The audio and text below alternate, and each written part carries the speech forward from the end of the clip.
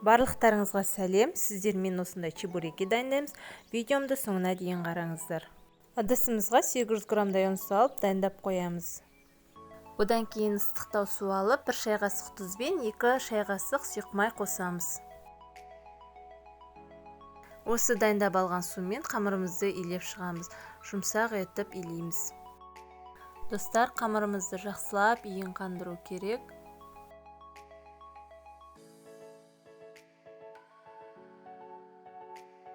Осылай қамырымызды тез илеп аламыз.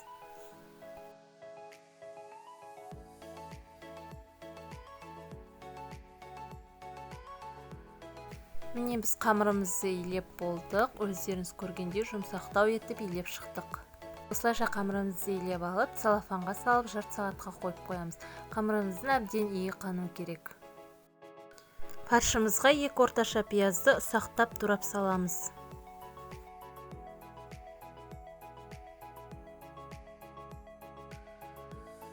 Достар, біз фаршымызды үлкендеу кесемен 400 граммдай етіп алдық. Енді пиязымызды да тура сондай мөлшерде саламыз.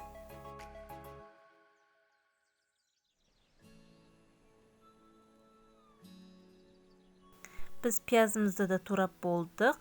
Көріп тұрғандарыңыздай фарш пен пияздың мөлшері бірдей. Енді осыған қалауыңызша тұз, бұрыш қосып, және де жасыл пияз қосуларыңызға болады. Үстіне 50-60 мл жылы су қосып, жақсылап араластырамыз.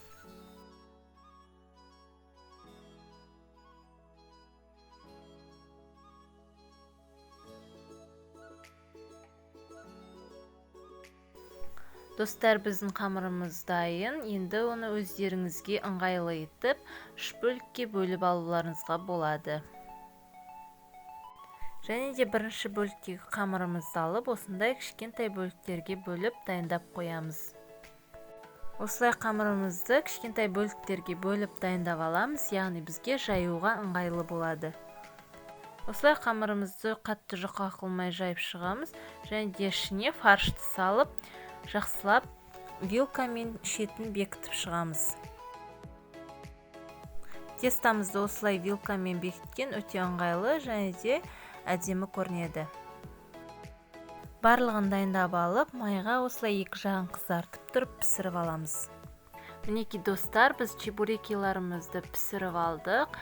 Өздеріңіз көріп тұрғандарыңыздай қызарып, әдемі болып шықты. Сіздер де жасап көріңіздер. Өте жұмсақ әрі дәмді болып шықты. Менің видеом сіздерге ұнаған болса, YouTube каналыма тіркеліп, лайк басып отырыңыздар.